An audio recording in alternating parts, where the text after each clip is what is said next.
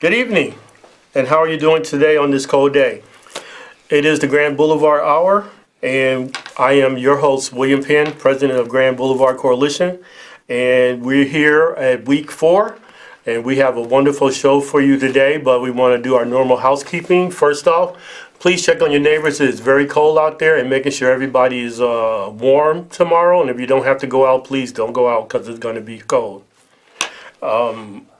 I would also like to say thank you and hello to all my sector partners. And thank you for being a part of the Grand Boulevard Coalition, where we are a drug-free community. And our motto is most youth don't use. We got a wonderful guest today. But before we bring our guests out, as I always have to do, we have to do our commercial break.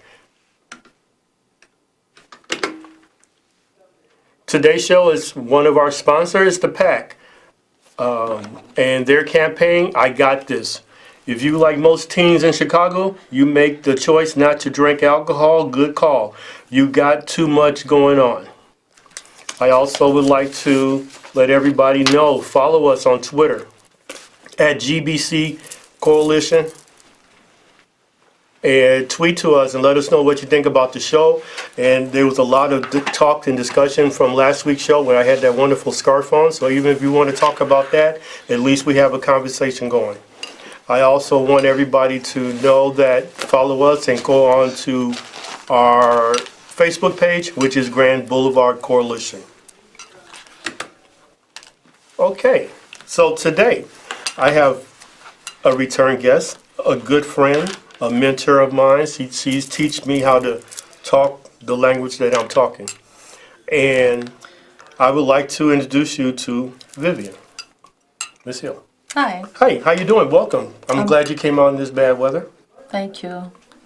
Let's start off by telling the audience here a little bit about yourself. Sure. My name is Vivian Hill. I am the president and co-founder of Hill ASAP. We're an outpatient alcohol and drug treatment program in Crete, Illinois. We offer individual and group counseling to adults and adolescents. Great. So how long has Hill ASAP been in operation? Oh gosh, we've been in operation for 18 years now. We're licensed by the state of Illinois. We're court approved, and we offer these services individually and in group. Wonderful. And as you probably know, and all my guests out here, if you did not know, this week is National Alcohol and Drug Facts Week. Correct? Did I say correctly? Yes, you did. And that was the reason why I asked you to be on this week, is to give us a fact. Yes. Give us some facts. About alcohol and drugs? Yes, ma'am. Well, first of all, I want to say most youth do not use drugs and alcohol, and that's kind of the Grand Coalition's motto. Yes, it is. But the fact about alcohol and drugs is so many people do use, and it's such a closet issue. Okay. Nobody wants to deal with the truth or how to get well from the disease. And when they don't, it becomes chronic. My father was a chronic alcoholic and drug user, and there was no help for him because he didn't know how to ask for help. Okay. And some of the youth don't know how to ask for help. Interesting. And that is a very good segue because, as you know, you follow my show each week. I know you break your neck to get home to watch it. Yeah. And I appreciate that. I just need you to Yes. call in more. Yeah, okay. As you know, we had a PhD candidate the first week. The second week we had high school. And then last week we was going to have a mother on to talk about how she keeps her kids on a straight and narrow path. Okay. But one question that kept coming up was what you just said. How do you talk to your parents to teach them?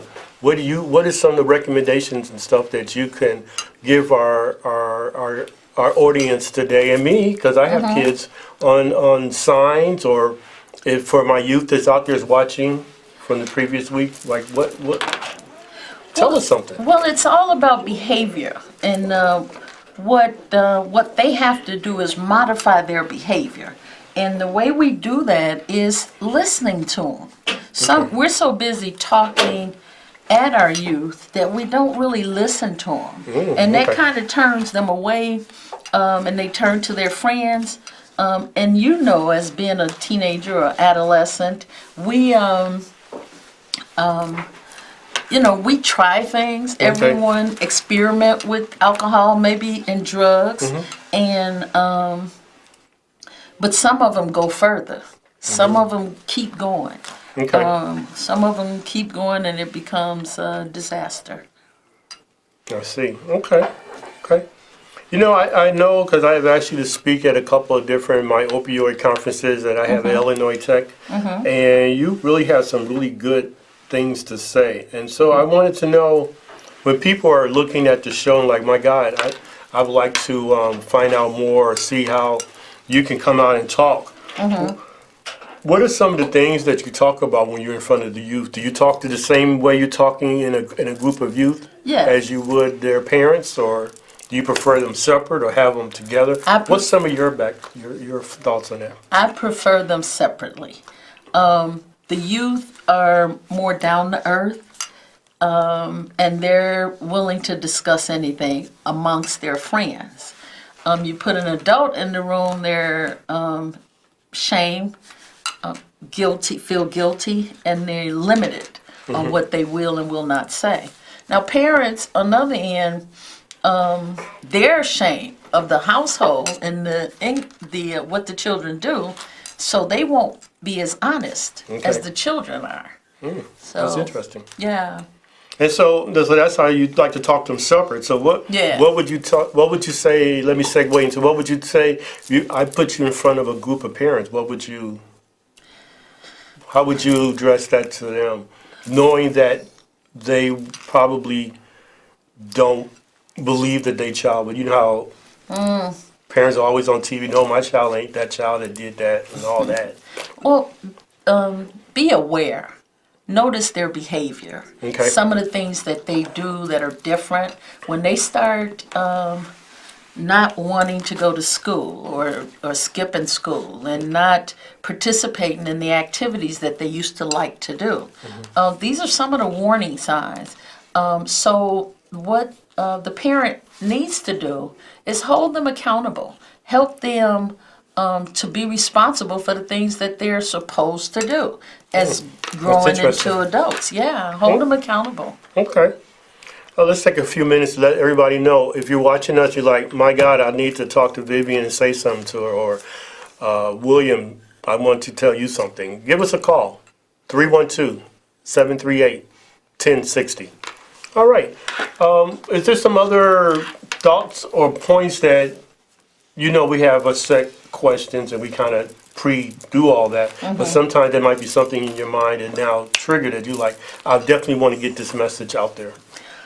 Well, yeah, I want to get the message that we have to do our homework.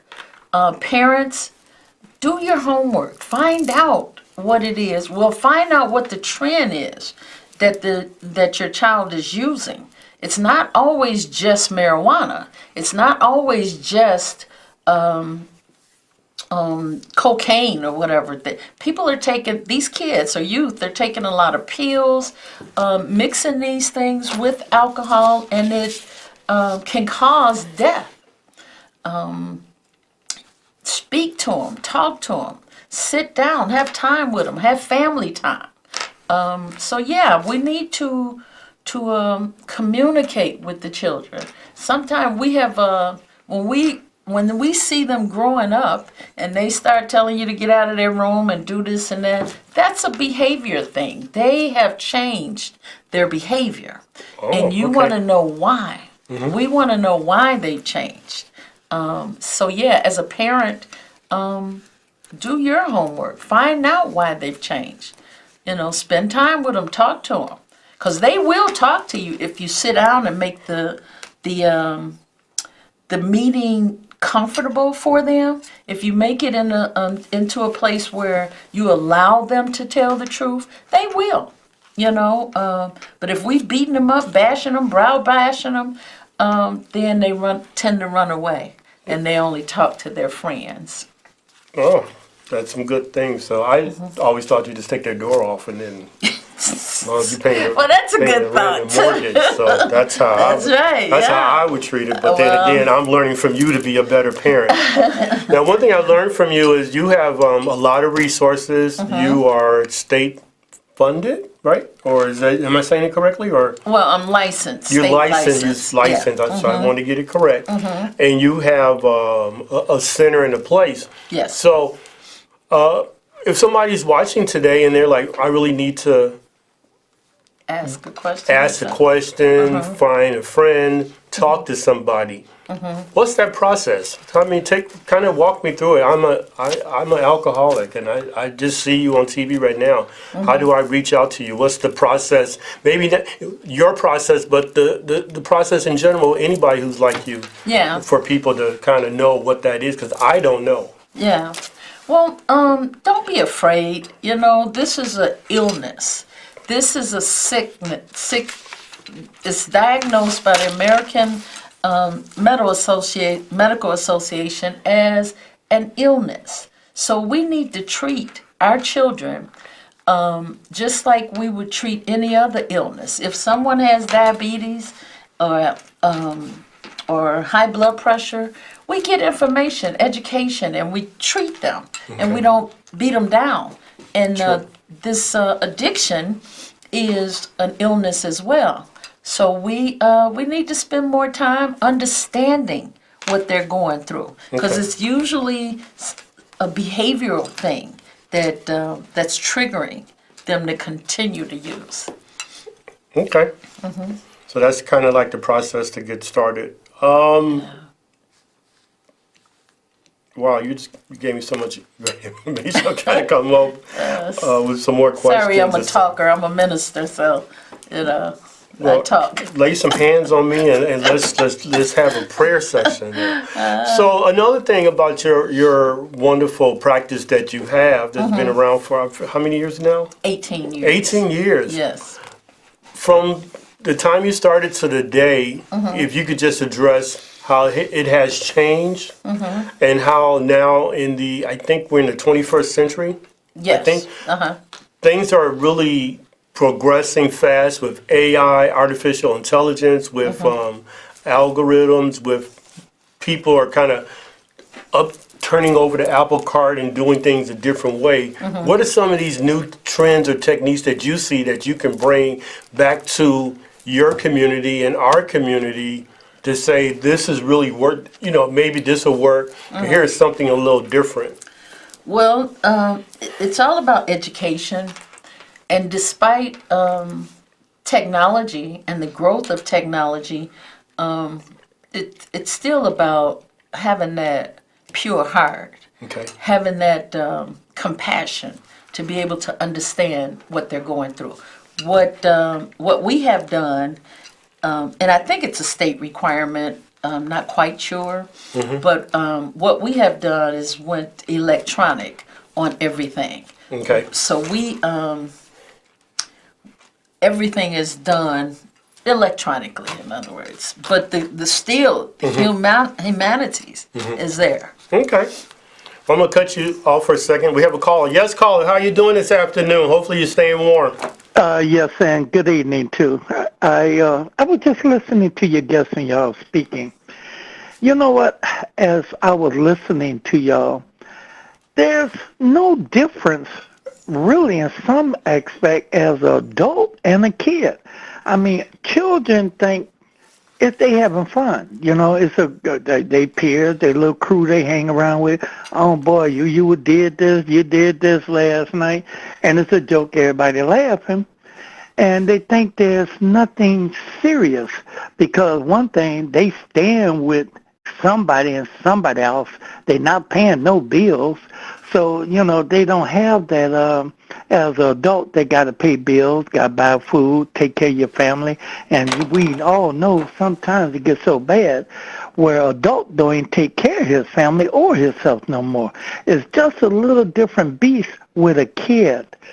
I'm assuming the best way to get through groups like that, you got to get in contact with where the parents be at. School, laundromats, churches, people in the people in everybody's neighborhood know what everybody do, majority of people. Mm-hmm. People know what certain people are doing. They know where they go to do things and whatnot. Sometimes, as adults, we need to step up to the plate and say, listen, do you need some help? I can show you where to get some help or tell you things, but it seems like we live in a society now. People just don't care. They don't care about nothing. They don't see anything. They don't know nothing. They don't want to get involved. And that's the most saddest thing about this whole situation. But with younger people, I'm so glad people such as y'all two are working at the children because that's our future. Mm-hmm. Yes. And if we don't do anything about the children now, that means now you got to think about another generation of children. That means this group going to be just, I don't know what, dumbfounded or whatnot. And then what society going to do then? But again, listen, I want to appreciate both of y'all guys coming on out on a cold night like this. Yes. To give information out, because I'm quite sure you could have been doing something else. But I said something many years ago. I think the Friend of Bill should be a book that's in all schools. I think all children, all teachers, everyone needs to read that. Get an understanding of what's going on. I think you prepare yourself for the future, you might have a little head start instead of being so doggone dumb and don't know what's going on. But that's just my thought. Listen, I thank you for taking the call. Thank you, caller. Hold on. I want her to answer because you did thank you. We'll let you go. I want her to answer something that you said was very, very important in the African American community and a lot of communities. The church has left the four walls of the church and have gone out. Mm-hmm. Have you seen your profession left the four walls of your office and went out and did some, I guess for lack of a better word, ministering, like he was saying, at the laundromat and at the barbershop and so on and so forth? Well, yeah, you have to do networking and referring. And I think that's what he's alluding to. Okay. The problem with that is you only reach one or two, whereas in a group setting, mm-hmm. you can touch many people. I heard him also say that adults don't care. It's not that they don't care. Some of them don't know how to touch these children. They've given them all of these electronic devices.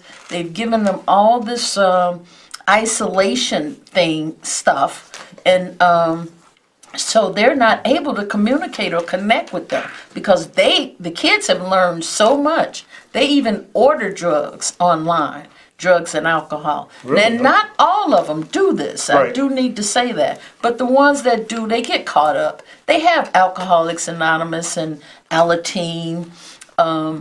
But children are best when they're together with their peers. Then will they talk and share openly. The parents aren't there, so they can. And they take more risk than the adults do. They will take risks and drink alcohol pills and everything. So I can't remember that far back, but I think I think I might agree with you there. Yeah. I might have done a few things I shouldn't have done. Yeah, absolutely. But I've learned. Okay. As we wait for another caller to give us a call, mm-hmm. let's talk about are you talking anywhere? Are you speaking? Where can we find you? Well, I'm still in the south suburbs. I do have some things lined up. I will be speaking at the Illinois Institute of Technology on people that want to get certified as addictions professionals. Oh, really? Yeah, so we're going to have a 4-part series on that. Okay. I'm speaking at the Victory Apostolic Church. Look at you. When you blow up, make sure you give a shout out to the small people. And I'm also in the process of writing a book. A book, okay. Yeah, a couple of them actually, but I've got to slow down and calm down. There you go. Yeah. Do we have dates on the 4-part series that you're doing at? We don't, but I believe it's starting the 1st of April. Okay. I don't have the exact dates. I And didn't so bring them with me. All 4 parts is on that one day, or is it over a course? No, of- it's over a course of Saturdays. Okay, and Yeah, then like when 4 Saturdays. And when you're done with those 4 Saturdays, what would the person be? They would be eligible or Mm-hmm. qualified or more knowledgeable about sitting for the exam to become a certified addictions counselor. Okay. Yeah. I think if I'm free, I might try to do. I probably won't pass the test, but maybe I'll go through the. Well, of course you will. I mean, certification. I'm very knowledgeable Because- in the field. I've been in the field or certified addictions counselor for over, 23 years, 24 years. Yeah, about 24 years. So, I mean, I Oh, know a great. lot about.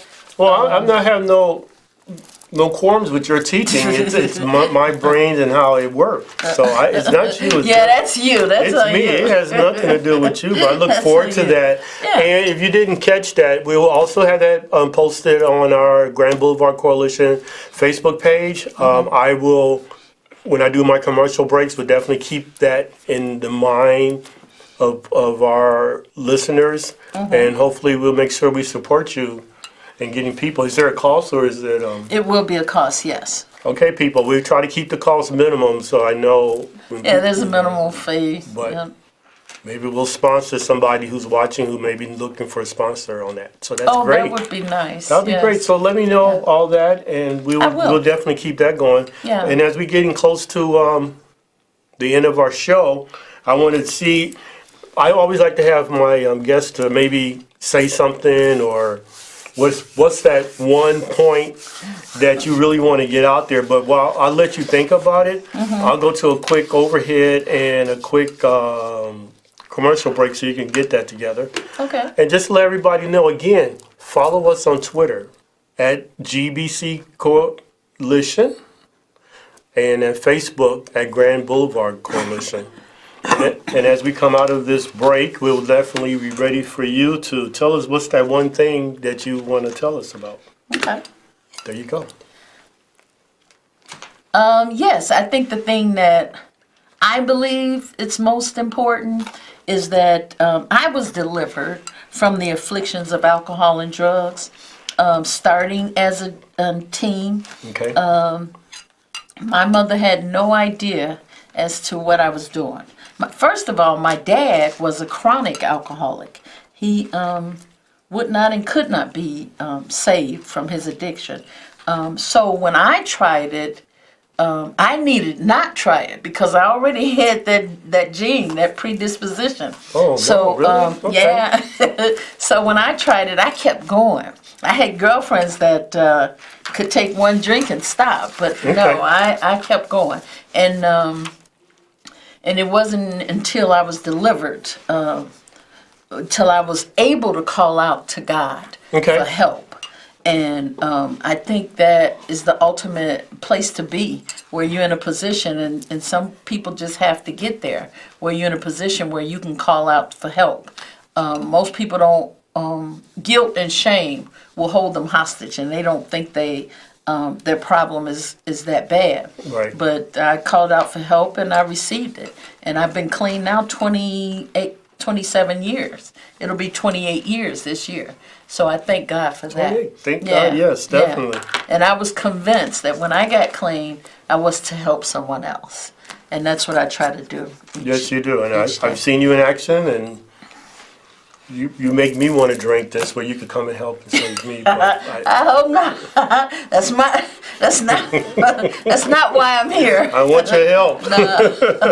I'm joking. I don't drink. I don't advocate that. So, but you know what I'm saying. You know what I mean. Oh, yeah. Yeah. Okay. Let's see. Look like we got everything here. Unless you got another national alcohol and drug fact that you could give the guests that they're doing. Another wonderful fact or something, or I can give a couple of. Well, the fact is, most youth don't use. Most of them are caught up into electronics, and they don't use. So that is a fact. We tend to overlook the fact that most people don't use, and we focus and zero in on those that do. However, those that do use, we have to hold them accountable. We have to take a look. Yes, search their rooms. Yes, take the doors off. Whatever you have to do, do it. But you have to do it. You can't wait until they're 24 and then start telling them they shouldn't drink or use drugs. Okay. They're at a point now where you got to catch them at a very early age. But those that don't use, they get caught up in video games and things like that. But you want to create family activities with them. Okay. They want to belong. That's why they fall out in the streets, and they fall out with those that do use, fall out in the street, and they fall out with people. But we notice the change in them. So we know who they're hanging out with. We know what's going on. We know our children. And we know Yes, when we their do. behavior has changed. You brought up a point, and I know we're right at the end, but I want to definitely bring it up right quick to you. Do you see more youth using alcohol, or this new opioid addiction crisis is like in the news every day, and all resources, everything's going into that, or just the fast onset of marijuana being legalized and for recreation and all that? Do you see there's a one of choice or favoritism by the youth when you talk to them, or when you deal with the youth today? Well, marijuana is still the gateway drug. However, they are so advanced now. The youth are so advanced. They go to the pills because they can easily get them. They get them at home.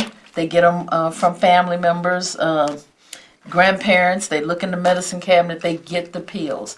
When they can't get the pills, they go to the opioids. Oh. They go to the street drugs. Okay. Because heroin is cheap now, so they go get the medication from the streets. Okay. Well, I would want to thank you for the commitment of your work in the prevention field, Okay. your volunteerism to our Grand Boulevard Coalition program, presenting on our panel for opioid panels, which is still up on Facebook if you guys want to see one of the wonderful panels of stuff that she shared, and all the resources about drinking and drugs, and of course the upcoming 4-part series that you're doing for certification. Yes. And I personally appreciate it. I want to say thank you. Thank you for having me. Yeah, you're welcome. And thank you everybody for coming coming into your living room today, and we really appreciate it. And until next week, stay warm.